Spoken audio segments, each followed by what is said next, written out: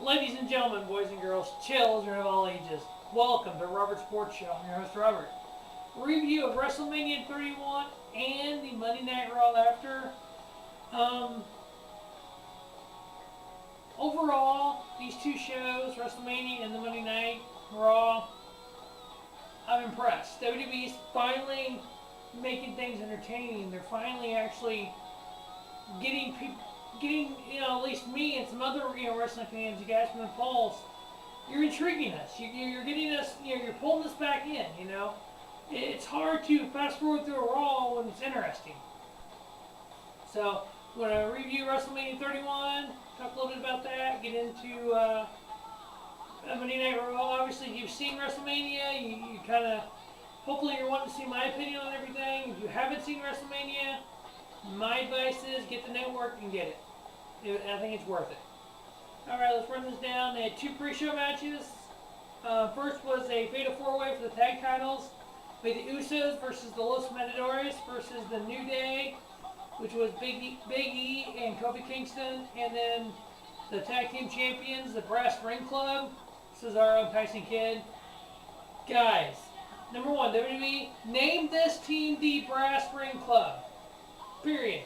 Number two, come on, Tyson, Cesaro, get matching gear. Really, guys? It's kind of weird to see the New Day in green. But, hey, I guess that is what it is. It started off a little weird. Jey Uso was basically taken out. He got thrown into the ringside. And with a shoulder injury, he had shoulder injury coming into it. So they basically wanted to get him out of there. So they had Cesaro attack him and basically take him out. So Jimmy was going along. So the only other memorable parts of this match really was Jimmy Uso was trying to fly and on the Tyson Kidd and trying to do the ring dive, and Cesaro caught him with an uppercut. Holy crap! Caught him with an uppercut. Naomi was obviously out there with the Usos, kind of got involved a little bit. Her and Jimmy did the flip over the rope. Natalya put the bull from Los Matadores in the sharpshooter. There was two dual Twin Towers of Doom. It was Cesaro and Big E on the bottom, and the rest of the team was on top of them, all six of them, and they did the Tower of Doom. Nice little 10-minute match, little pre-show, little starter. I give it actually a 3-star. Retained for the champions, Cesaro and Tyson Kidd. Hopefully call them the Brass Ring Club soon. It was actually a nice starter for WrestleMania. It was real weird with the WrestleMania being in San Jose at the 49ers Stadium, being outside. Daylight, the entire event was in daylight. Jimmy and I were all talking about that. It might have been the first time that WWE's had an event on the West Coast outside, where it was outside the entire event, where it was daylight. So we had a retain by the tag team champions. Very entertaining match, very good kickoff for the WrestleMania. Obviously, it was a 2-hour pre-show. Didn't need the first hour. The two matches were both in the second hour. Thank God I missed the first hour of it. Yeah, thank God. But we had, nice little 3-star, good a 4-way tag match here with the tag team champions retaining. Next, we had the Andre the Giant Memorial Battle Royal 2. Didn't really know what to expect here. I know there were some rumors going around. I think I said in the preview that Adrian Neville was supposed to be in it. He was supposed to be in an NXT Battle Royal, and the winner got into this Battle Royal. Neville was supposed to make the main roster, so there's some rumors he was supposed to be in it. Unfortunately, he did not win that NXT Battle Royal, and Hideo Itami did, so he got to be in this. It started off with basically everybody turning on Axel Mania. Curtis Axel coming out saying how 40 days now he's still in the Royal Rumble. He was never eliminated from that Battle Royal. He shouldn't have ran his mouth. Obviously, everybody decided to gang up against him, and everybody chucked him out. As this match went on, you had, obviously the real riffraff, the Fandangos, the Adam Roses of the world got, eliminated. Hideo Itami got eliminated, unfortunately. Hopefully, I was just going to see him, have a little run in it. ended up coming down to The Miz, Damien Sandow, and The Big Show. You knew Miz and Sandow were having issues, what they're going to do with that. Obviously, The Big Show. Miz and Sandow ended up eliminating The Miz, so you knew that was going to blow up. Can Sandow somehow eliminate The Big Show? It was a great story until The Big Show just threw him over. I see why they let The Big Show win this, being the fact that when he first came in WCW 20 years ago, he was proclaimed as the Andre's son. Big Show, big giant guy, just like Andre, kind of, similar in stature, 7 foot tall, 400 pounds.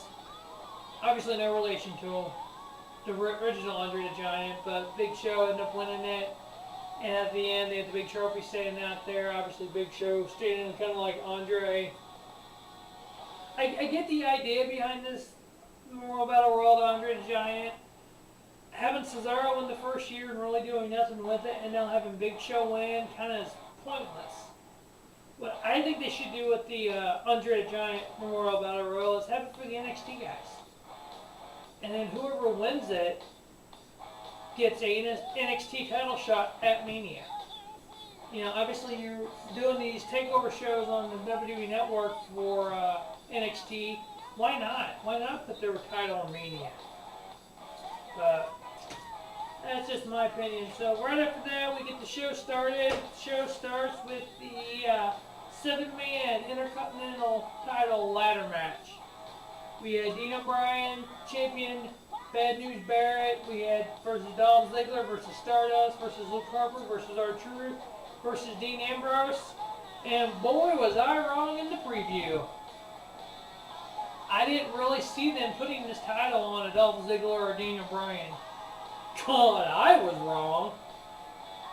Before we get to that, just all the spots in this match is like everybody took a ladder spot. Harper, Stardust did their dives. Ambrose did a dive off of the ladder. You had Stardust. Stardust pulls this black ladder out from underneath the freaking ring. That was bedazzled. Well, it looked bedazzled. All these charms on it and stuff falling off. It's like, what the fuck is this? Barrett ended up suplexing Stardust on his ladder.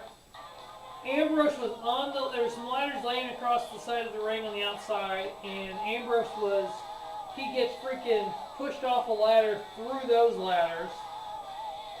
He thought, the way he got full up, he thought he died. Luke Harper, threw him through the ladder. You had Dolph doing a freaking zigzag and Luke Harper off the ladder. And it got down to it. It came Daniel Bryan and Dolph Ziggler on top of the ladder, and they're just fighting each other. And they start freaking headbutting each other. It's like, holy crap! We just non-stop headbutts. It's like, holy shit! What the hell? Finally, Daniel Bryan ended up knocking Dolph off. Reset, grabbed the title. You got Daniel Bryan, your new Intercontinental Champion. Am I pleased with it? Fuck yeah, I'm pleased with it. I know there was talk of WWE finally getting some recognition to your undercard titles, the U.S. title and then the IC title. Obviously, having Daniel Bryan and Dolph Ziggler fighting on a ladder and Daniel Bryan winning the Intercontinental title at WrestleMania, that gives a lot of strength to that title. Obviously Daniel Bryan last year winning the first match at WrestleMania and the main event at WrestleMania. Seeing him here in a 4-star match at WrestleMania again makes you realize how good Daniel Bryan really is. So obviously after the 2 big pre-show matches, big tag match, now you got a 4-star match, a ladder match starting off Mania. You're like, alright, Mania's looking good so far. Let's just keep the momentum going. Next match, Randy Orton versus Seth Rollins. Hello. Okay, there's going to be a little shenanigans going on probably with J&J Security. Randy took care of that. Did this patented DDT off the side of the ring onto the floor. You had Rollins diving out of the ring after Randy. You had Rollins do this freaking, I'll say moonsault or whatever he did. He dove off the ropes and nailed Randy, but fell in his back, lower back into the announce table. You're kind of worried because, I mean, you've seen guys like it do that kind of move before, like Shawn did at Royal Rumble versus Taker in the casket match, and really seriously hurt his back. Randy ends up RKOing both J&J security guys. You got to get him out of the way.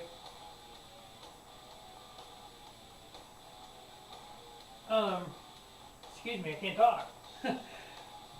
Randy went to do, or Seth went to do a curb stomp, and Randy, did the curb stomp, and Randy kicked out.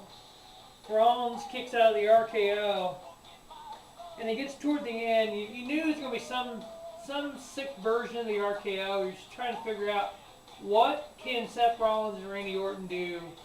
And this match so far was freaking spectacular. Knowing the guys that are in it, kind of like they're like, you know what?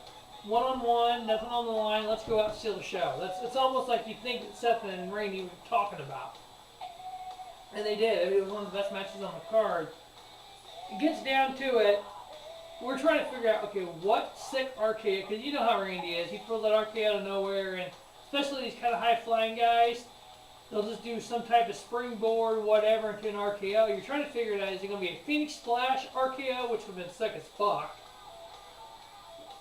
Seth went to do the curb stomp, stepped on Randy's shoulder, flipped over into an RKO.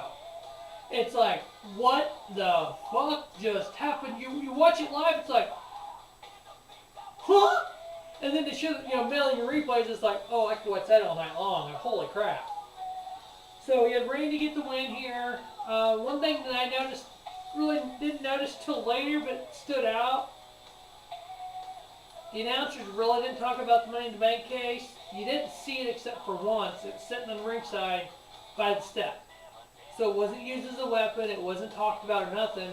You really didn't think about it until later. Later on, as a lot of you already know, later on in the card, that comes up. But at the time, it's like, what's going on here? So, had Randy get the win. Very, very nice 4-star match. So obviously, 2 4-star matches to start this, the actual pay-per-view out. You're going, wow, what next? Next, we had Sting versus Triple H. I was very intrigued by this match, how it was going to come off, what they were going to do. The entrances really didn't make too much sense for Sting. They had these Japanese guys out there banging on stuff, all but one in Sting face paint. It's like, random. Whatever, Sting comes out. It would have been a lot better if it had been dark, but obviously it was, in the middle of the day out in California, so it really wasn't dark. So, daytime smoke really didn't make much sense. But hey, you deal with what you got. Well, I guess with Arnold Schwarzenegger going into the Hall of Fame the night before, and Arnold's Terminator movie coming out soon, Triple H had to be the Terminator, I guess. It was a very elaborate WrestleMania Triple H entrance, and just looked like the fucking Terminator. It had all these freaking robots up on the pedestals. It's like, huh? I mean, really? It was just so cheesy, it was funny. Match gets started. Kind of didn't know what to expect. Sting looked good. Sting was in shape for this match. The best shape he can be for a 56-year-old. Triple looked good. Match gets started, a few moves here, like 3 minutes in, Sting did a couple moves, and the crowd starts chanting, "You still got it." It's 3 minutes in, guys. Give us some time here. Well, next thing you know, Degeneration X music hits. Out comes DX. Out comes Road Dogg, X-Pac, and Billy Gunn. We're like, what the fuck?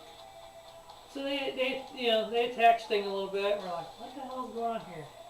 Next thing you know, here comes the NWO. Kevin Nash, Scott Hall, Hulk Hogan. Hollywood Hogan. You're like, what the fuck? Then you get it. The 2 biggest things of the Attitude Era. Degeneration X, the NWO. Triple H, WWF through and through. Sting, WCW through and through. So it came down to be WWF and the Degeneration X versus WCW with the NWO in Sting's corner. It was very fitting, very kind of, okay, you know what? we're bringing the Attitude Era back and as a play basically here. So you're looking at like who's coming out next? What's going to happen next? Sting's in the ring. Sting got Triple H down. Sting turns around into a super kick. The one, the only Hall of Famer Shawn Michaels super kicks Sting. So you're like, okay, who's coming out for WCW now? You know, no one else came out. Right after that, Sting gets the pin. Tripp gets the pin. And they all kind of shake hands, and Tripp and Sting shake hands in the middle of the ring. And you realize what they with the play you had just seen. It's like going to the theater and seeing a play. You had the WWF beat WCW, literally and figuratively. You know, so I mean, it all makes sense. It was actually pretty cool. I actually gave it all 3.5 stars. I mean, the match itself, I mean, the little bit of match they did have was alright, but just the fact they included everybody in it, all these Attitude Era stars, you know, the golden age of wrestling, the Attitude Era was. It was all pretty fitting, pretty neat to see that they did this. Obviously, Sting will probably be in a couple more matches before his WWE career is over with. You know, Tripp, you know, shows up at WrestleMania every year, does some high-profile, you know, fantastic match, and moves on to his role as COO. So obviously he can keep doing that for years to come. Sting, probably a couple more matches. I imagine something next year with Sting. Maybe Sting going in the Hall of Fame in one last match next year. Maybe a SummerSlam or Survivor Series match. Who knows? But Triple H getting the win over Sting there. Next we had a backstage segment. We had Daniel Bryan get interviewed about his Intercontinental Champion. And then we had the first ever Intercontinental Champion, Pat Patterson, congratulate him. Had Roddy Piper come congratulate him. We had the Dragon, Ricky Steamboat, come congratulate him. Ric Flair, Bret Hart. We had all these former great Intercontinental Champions congratulating him, talking to him. And then you had Farouk, Ron Simmons walk up, look at all of them and go, "Damn!" and walks away. Okay, it was you know, typical Farouk, Ron Simmons type moment. Next day, a little concert going on. We had Skylar Grey performs, and then Kenny performs, and they perform a song together. Kind of a little intermission, not bad. But obviously, you know, as we all talk about in the videos, B. Daddy J cooks phenomenal. Had pulled pork, barbecue chicken. You know, had dessert galore. You know, chocolate fondue, strawberries, bananas, all that. It's just, you know, typical B. Daddy J spread. Delicious food as always. Alright, after the little intermission, I guess you'd call it, with the singers, we had the tag team match of Paige and AJ Lee versus the Bellas. Nothing really special here. Somehow AJ, I don't know if she fell, got knocked out or what, but she's laying on ringside, just laying there like she's dead. And you're kind of wondering what the fuck's going on here. She gets up once, falls back down, and you're like, is she really hurt? The camera kept showing her, so you kind of knew something was up. It's like, whatever. She ends up getting back in the ring. Paige tags her in. She does a spinning neck DDT on Nikki, and then Paige throws Brie into the steps. And then you have Paige and AJ getting the pin and the win here. Wish there was a Divas match here, but kind of, you know, your typical kind of squash, you know. It's only about 2.5 stars, because it's only like 7 minutes long. Next, they brought out all the Hall of Famers like they do at every WrestleMania, kind of introduce them to the crowd. And then we get the meat of the card. As you know, we got 3 matches left. We got U.S. title, John Cena versus Rusev, Bray Wyatt versus The Undertaker, Brock Lesnar versus Roman Reigns. So you're kind of like, okay, you know, the next match we had U.S. title line, we had champion Rusev versus John Cena. Not really knowing what we're going to get here. You know, does WWE want to keep making Rusev look like this beast? Or they want him to be a bitch to John Cena at WrestleMania? Ended up being typical, you know, Rusev kind of match, kind of beating down Cena a little bit. Had a flying headbutt by Rusev. Obviously, Cena did his little face run, had a little, you know, did a drop kick, you know, tried a spinning, you know, side springboard. It was like, from John Cena, what the fuck is this? So Cena's one of the first guys ever to break the accolade. That submission move by Rusev. You know, he made Cena pass out at Royal Rumble. He made a lot of guys tapping that. You know, Cena is man up! And Cena manned up, was able to push out of it. And then, a little back and forth. Lana comes up on the ringside, kind of try to distract Cena. Cena was looking at her, and Rusev went to clothesline him. Cena stepped aside, he knocks Lana off the side. He's looking in awe. Attitude adjustment, boom, 1, 2, 3. John Cena, your new United States champion for the first time in like 12 years, 10 years, something like that. So, you know, like I said, WWE said they wanted more prestige to these mid-card titles. You have John Cena as your United States champion, and you have Dean Bryan as your Intercontinental champion. It's like, oh boy. So this time it was about 8:30 or so, and we're like, okay, they can't just have 2 matches left. Are they going to add a match? What are they going to do? What makes sense at this point? Triple H and Stephanie come out. All right, Tripp's in a suit and everything. Okay, what's going on here? You know, they come out, they announce the attendance, 76,976. They set a record. I don't know what record they're talking about, because the record's at the Silverdome in Detroit at 93,000. Okay, whatever. You know, obviously next year at Dallas,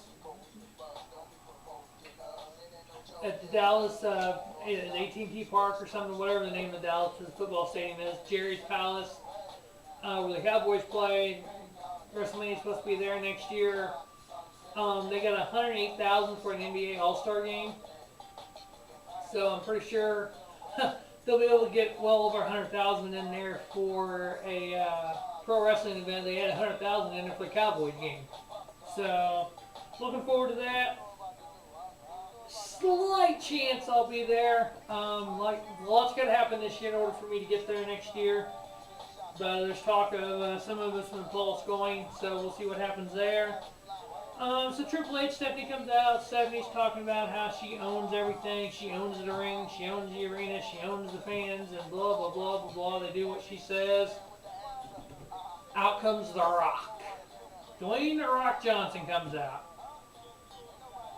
Tells Stephanie, you don't own me, and I'm the electric blah blah blah blah blah. Typical Rock, Triple H stuff. Obviously, if you remember some of the matches The Rock and Trip had back in the late Attitude Era, early 2000s.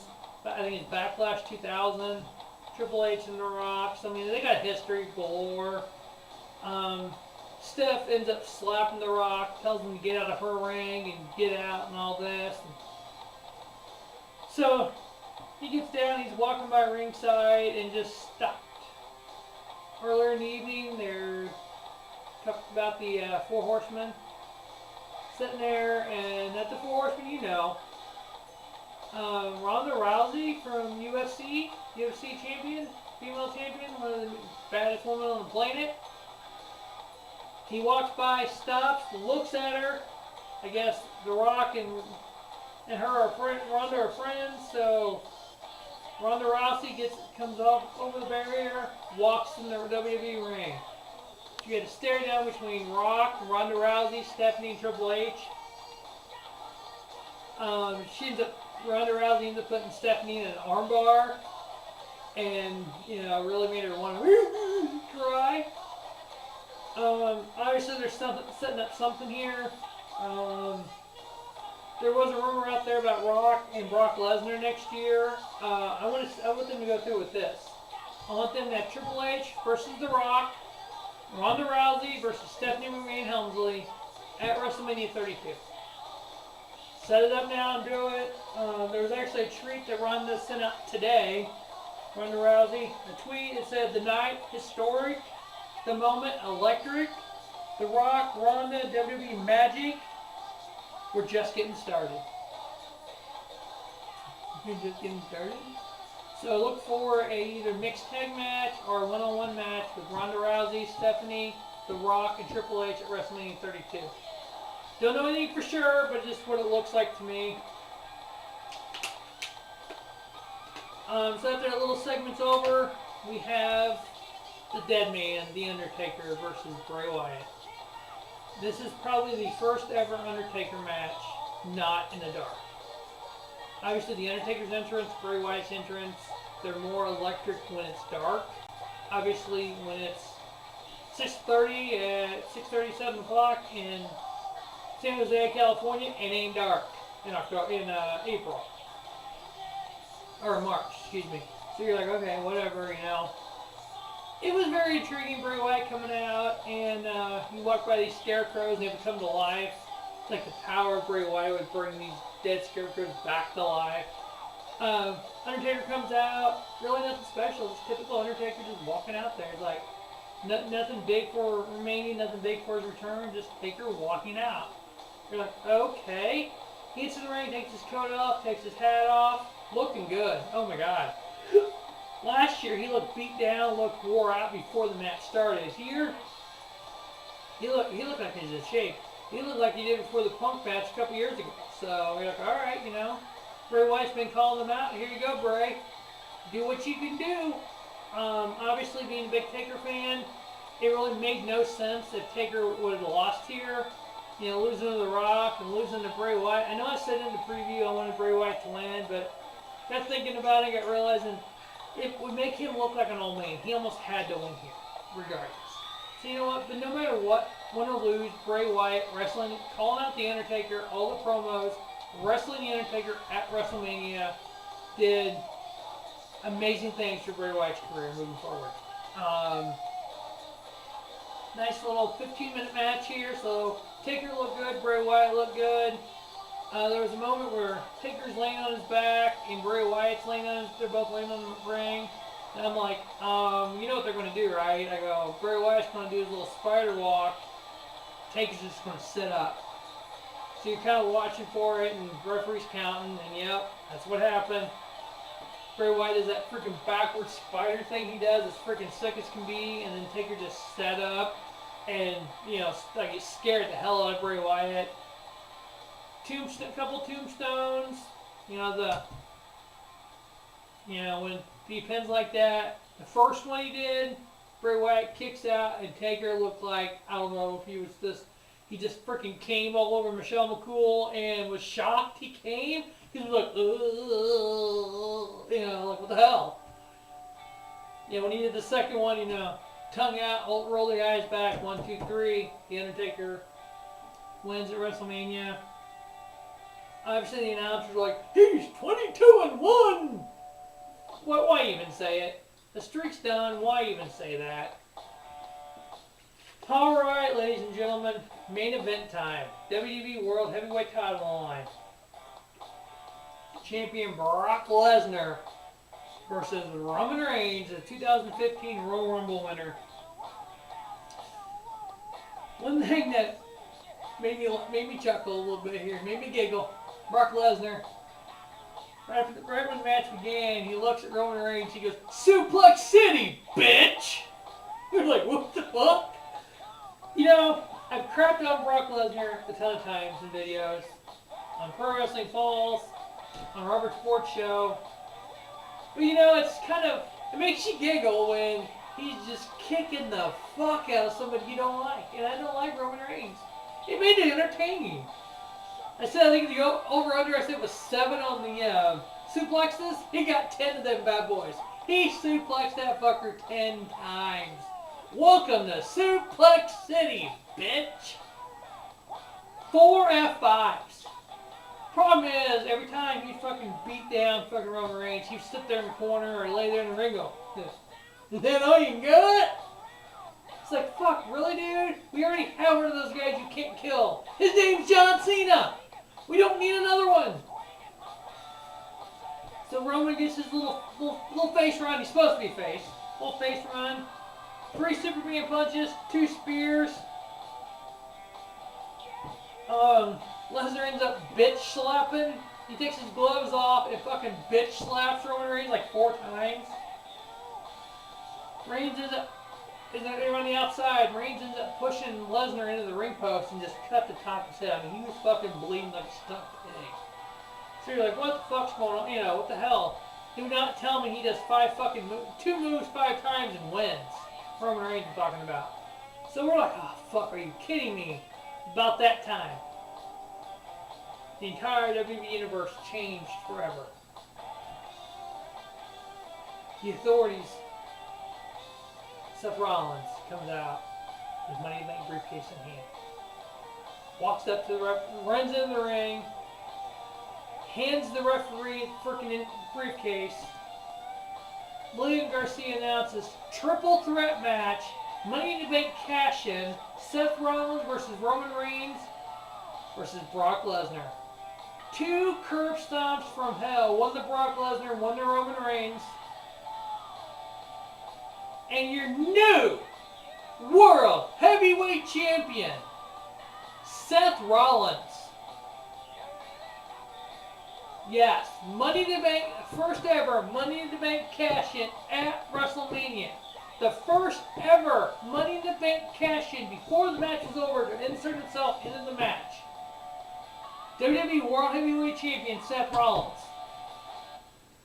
Holy shit, guys! If you see the Pro Wrestling Pulse, you know, J-Man and Brian and Quaddy and me and the people in the Peanut Gallery, Kristen and Nicole, BWJ, oh my God, when Seth Rollins comes out, we all jump up, oh my God, oh my God, oh my God. I mean, unbelievable. Unfucking believable. I want to show you guys something, so hold it right there, I want to show you guys something. Alright guys, what I wanted to show you, right here. Ring of Honor, Clash of the Contenders, Collinsville, Illinois. October 9th, 2009.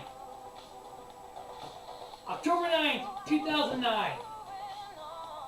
So 5 years, almost 5.5 years ago, I seen Seth Rollins, then known as Tyler Black, with G-Man, in a little gymnasium with less than 200 people, fighting a guy named Chris Hero.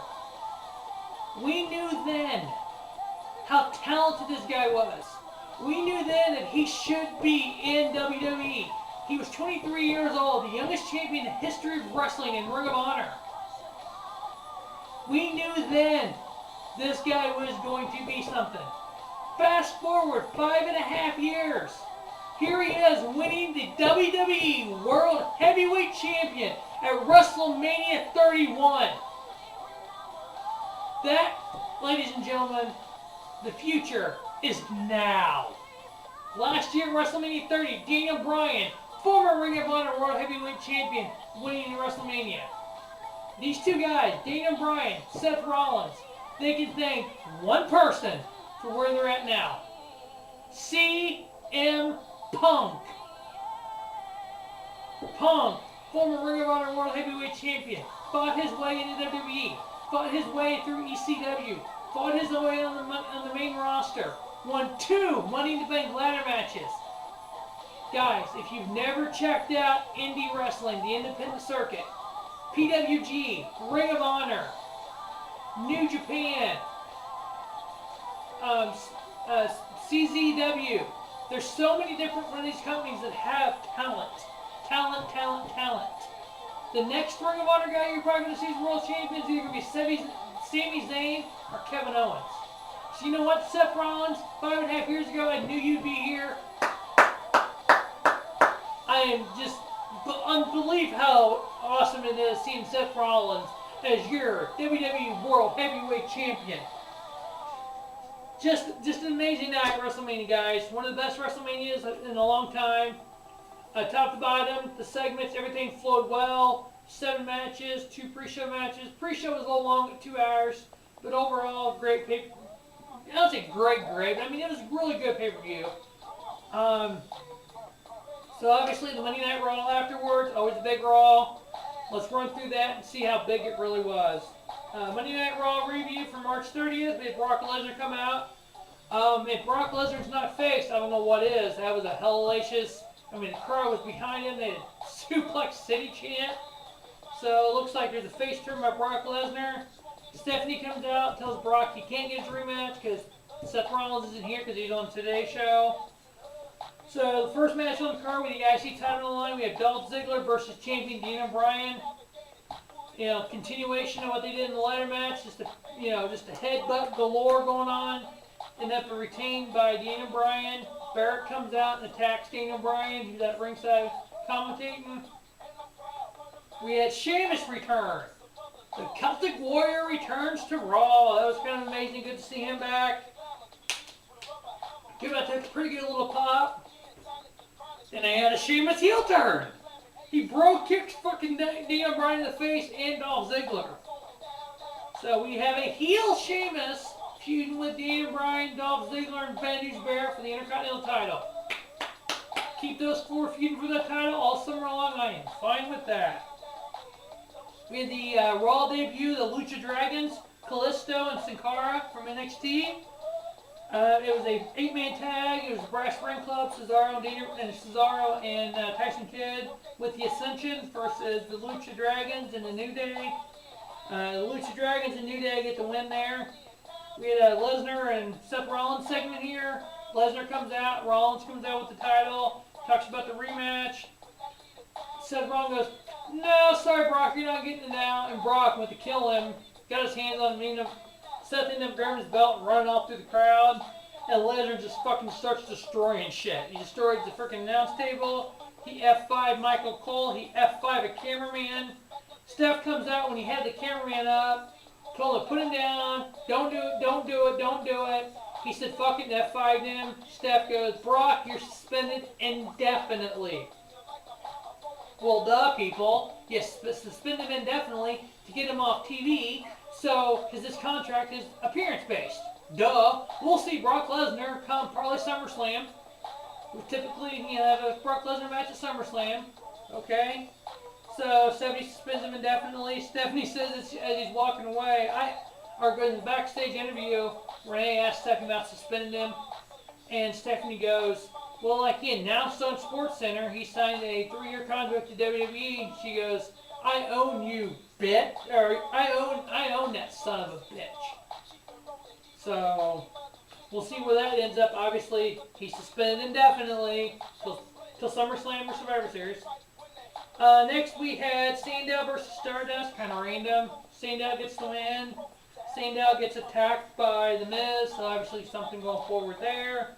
We had the re-debut of Neville. He dropped the Adrian part. The announcer's like, "Oh, first time ever on Raw, Neville." No, Adrian Neville's been on Raw before in a tag match with Sami Zayn. Duh. Whatever. So we had Curtis Axel coming out. Wrestle Mania's running wild on you. And Neville debuts. End up getting the victory there. Good to see some young talent getting brought up in WWE. U.S. Champion John Cena comes out. There's an open challenge. You're expecting Rusev to come out or something. Nope. Dean Ambrose comes out. The Fringe. I'm like, okay. Typically, WWE's going to do something different. If you're going to put these titles back on the line on Raw, at least have somebody lose one. You know, I was hoping to see Dean Ambrose as U.S. Champion, but I'm fine with seeing that feud going forward. Dean Ambrose, John Cena. A little backstage interview with Seth Rollins, talking about being World Champion, how Brock Lesnar didn't represent WWE because of what he did to Michael Cole, blah, blah, blah. Randy Orton walks up and tells Seth Rollins, he goes, "I beat you at WrestleMania before you cashed in, and I damn near took your head off with an RKO." So it looks like Seth Rollins, Randy Orton going forward. He talks about, one of your problems is suspended, but your other problem's right here. Big Show walks up, Kane walks up, and Seth goes, "Well, Randy, I got one problem, but you have 3. Setting up a 6-man tag later, told Randy to get a couple of guys, they do a 6-man tag. So, later on you see Randy backstage talking to Ryback. Ryback, said, "Yeah, I'll help you," basically. "Ding, ding, boy, I want to do it." You know how Ryback talks, the dumbass. Next, we had 6 Divas tag match. We had AJ Lee, Paige, and Naomi versus Natalya, Brie, and Nikki Bella. Team of AJ, Paige, and Naomi get the win there. Kind of random. Had Goldust versus Rusev. Typical Rusev match. A beatdown, a tap out. It's like, okay, Rusev's got to start over now. It's like the last, 6-9 months didn't happen. I don't get what they're doing with that. Then we had the 6-man tag, Big Show, Kane, Seth Rollins versus Randy Orton, Ryback. And the third guy on Randy's team, Roman Reigns, figured that one. That they ended up getting the win. As Raw went off the air, you had Roman Reigns in the ring and Seth Rollins up on the ramp, kind of facing off. They said earlier that on SmackDown there'd be a tag team match of Dolph Ziggler and Daniel Bryan versus Sheamus and Wade Barrett, or Bad News Barrett. They advertised Roman Reigns, John Cena, and Randy Orton for SmackDown. So it looks like coming out of Mania, WWE is just going to be hot. Hopefully they keep this going for a while and actually have watchable TV.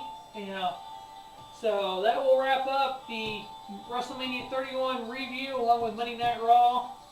Stay tuned to Robert Sports Show for other wrestling videos. Check out all 5 of Robert Sports shows.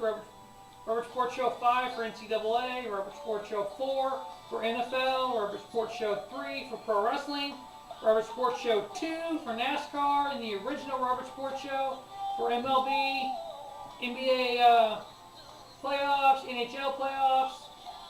As always, thanks for watching Robert Sports Show. Deuces! Robert Sports Show, the YouTube